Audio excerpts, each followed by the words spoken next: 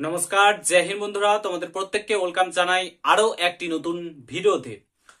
তো বন্ধুরা, তোমরা প্রত্যেকে জানো যে রাজ্যে 26,000 শিক্ষক শিক্ষিকার চাকরি বাতিল চলে গেছে।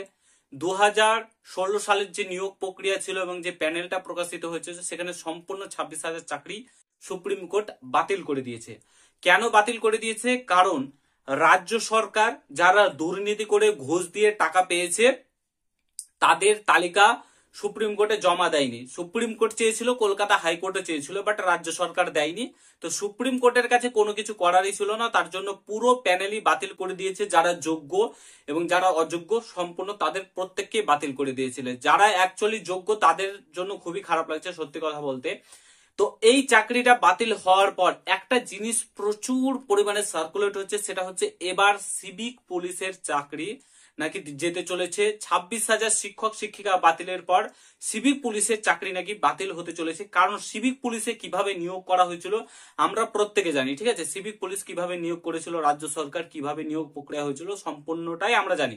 তো এবার একটা জিনিস উঠছে যে এবার সিভিক পুলিশের চাকরিটা যেন যায় সিভিক পুলিশদের উপর। কারণ এই জিনিসটা আরো বেশি করে হচ্ছে, কারণ সুপ্রিম কোর্টে কিন্তু সেম প্রশ্ন করেছিল সিভিক পুলিশদের নিয়োগ প্রক্রিয়া কিভাবে হয়েছে, কিভাবে বেতন প্রদান করা হয়, কিভাবে তারা কাজ করে, কি কি কাজ করে, এই প্রক্রিয়া নিয়ে সিভিক পুলিশদের কিন্তু সুপ্রিম কোর্টে আর্জি করে যখন ঘটনাটা হয় সুপ্রিম কোর্ট কিন্তু প্রশ্ন করেছিল, ঠিক আছে? তো সুপ্রিম কোর্ট প্রশ্ন করার পরেই কিন্তু একটা শোরগোল পড়েছিল যে এবার সিভিক পুলিশের চাকরি যাবে, সিভিক পুলিশের চাকরি যাবে।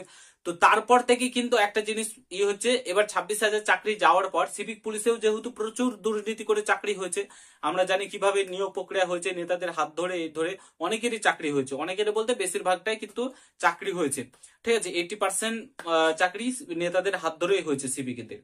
তো এবার সিভিক পুলিশের চাকরি যাওয়া নিয়ে বিভিন্ন জায়গায় শোরগোল পড়ছে। সত্যি কি সিভিক পুলিশের চাকরি যেতে চলেছে? এবং সিভিক পুলিশের চাকরি গেলে কি কি অবস্থা হতে পারে সম্পূর্ণটাই আমি খুলে বলছি, বিস্তারিত বলছি। কেন সিভিক পুলিশের চাকরি যদি যায়, কেন যেতে পারে না যেতে পারে সম্পূর্ণটাই বলছি। পুরো ভিডিওটা দেখার চেষ্টা করবে। চ্যানেলে যদি নতুন হও অতি অবশ্যই চ্যানেলটাকে সাবস্ক্রাইব করে পাশে থাকা বেল আইকনটাকে প্রেস করে দেবে। যখনই আমি নতুন ভিডিও আপলোড করব তার নোটিফিকেশন সর্বপ্রথম পেতে অতি অবশ্যই চ্যানেলটাকে সাবস্ক্রাইব করে রেখে দাও। আর তোমরা যারা যারা এখন আমাকে ইনস্টাগ্রামে ফলো করেনি কি করছো, তাড়াতাড়ি যাও ইনস্টাগ্রামে ফলো করো। সেখানে অনেক কিছু কথা তোমাদের সঙ্গে হবে। ভিডিও ডেসক্রিপশন বক্সে লিঙ্ক দেওয়া রয়েছে, সেখানে ক্লিক করে অবশ্যই এখনই যাও ইনস্টাগ্রামে আমাকে ফলো করো। তো ফার্স্ট অফ অল বলে রাখি যে সত্যি কি এবার শিক্ষক নিয়োগের পর সিভিক পুলিশের চাকরি চলে যাবে? দেখো, এর আগে বলেছি এখনো বলছি, অতটা ইজি না সিভিক পুলিশেদের চাকরি চলে যাওয়া। প্রায় 1,40,000 সিভিক রয়েছে, প্রত্যেকের চাকরি চলে গেলে আইন শৃঙ্খলা একদম ভেঙে পড়বে। এটা একদমই মোটেও পসিবল না এইভাবে। তবে হ্যাঁ, এরকম যদি কেস কেসান্তর ঘটে, কেস কেসান্তর হয় এবং সিভিক পুলিশরা যে কর্মকাণ্ড করে বেড়াচ্ছে এবং যে দুর্নীতি করছে, টাকা তোলা, কাটমানি এসব যখন করবে, যখন এর উপরে একটা কেউ কেস করে দেবে যে সিভিকদের নিয়োগ প্রক্রিয়া কিভাবে হয়েছিল আমরা জানতে চাই, তাদের খাতা দেখতে চাই, এক্সাম কিভাবে হয়েছিল, রানিং টানিং সমস্ত কিছু আমরা দেখতে চাই। যেভাবে নিয়োগ হোক সেগুলো আমরা প্রসেস গুলো দেখতে চাই। এই প্রশ্নটা যখন উঠে যাবে কিংবা একটা কেস হয়ে যাবে তখন কিন্তু প্রবলেমে পড়বে সিভিক ভাইরা। তার জন্য বলছি এখন সমস্ত কিছু ঠিকঠাক আছে, তোমাদের চাকরি অত সহজে পসিবল না আবার পসিবল। কারণ 26,000 চাকরি যদি পাওয়ার পরেও চলে যেতে পারে তো এখানেও যেতে পারে, এটা কোনো ব্যাপার না যে যাবে না, যাবে, ঠিক আছে? বাট তোমাদেরকে সতর্ক থাকতে হবে, ঠিক আছে? এরকম না অন্য কারো নেতাদের কথা শুনে তোমরা কাজ করবে। আজকে দেখলে যারা নেতাদের কথা শুনে টাকা দিয়ে চাকরি পেয়েছিল বর্তমান অবস্থা কি হলো। কিন্তু নেতাদের কোনো কিছুই হবে না। তোমরা দেখো, যাদের কথা শুনে তোমরা কাজ করবে তাদের কোনো কিছুই হবে না। বর্তমানে যারা চাকরি গেল, বিনা দোষেও চাকরি চলে গেল, যাদেরকে টাকা দিয়েছিল তাদের কি কোনো কিছু হলো? সুপ্রিম কোর্ট কোনো কিছু করতে পারলে? তার জন্য বলছি মরবে তোমরা। তো তোমরা সঠিক থাকো, ভালোভাবে থাকো যদি চাকরি বাঁচাতে চাও। কারণ আজকে এদের সঙ্গে হয়েছে, কালকে তোমাদের সঙ্গে হবে। কারণ তোমাদের উপর মানুষের ক্ষোভ চিরদিনই রয়েছে, কারণ তোমাদের কাজকর্মের জন্য মানুষের ক্ষোভ রয়েছে। তার জন্য বলছি সতর্কভাবে থাকো, নাহলে কিন্তু তোমাদের চাকরিও যাবে। 26,000 পুলিশ শিক্ষক নিয়োগের পর এবার সিভিক পুলিশেরও চাকরি যাবে, কিন্তু মানুষের ক্ষোভ অলরেডি তোমাদের উপর পড়েছে। এখন রাজনীতি গরম মহলে রয়েছে, ঠিক আছে? বুঝতে পারছো রাজনীতি কোন পর্যায়ে পৌঁছে গেছে।